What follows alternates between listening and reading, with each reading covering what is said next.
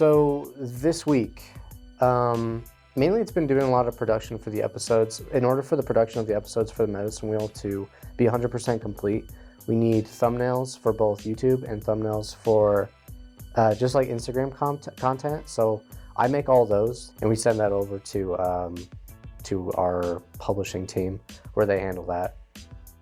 Additionally, I worked a lot with the transcripts. So we have a program that automatically takes the audio from the video and will create a script. I go through and make sure that the computer didn't mess up at any given point and make sure, since it's an informative podcast, that everything is spelled correctly, all the names are correct, and any vitamins or anything that are mentioned within the video are actually correct and spelled correctly. So if someone wanted to take notes on it, they could accurately do that.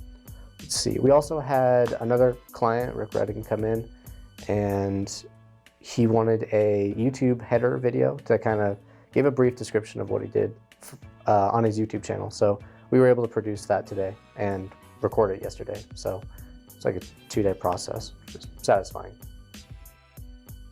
So I feel like through my process, and something that kind of stands out throughout this week especially, is that you want your day to go a certain way. Like we have a lot of tasks here at Wyred because we're a small team and we handle a lot of kind of a wide berth of specialties, which makes us special in this cool way. But it also means that you're doing a lot throughout the day. No day is really the same.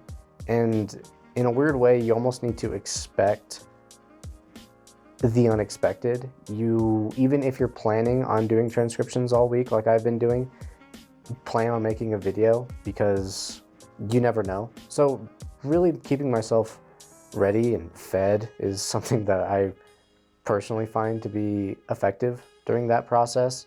So just kind of expecting the unexpected. Go back.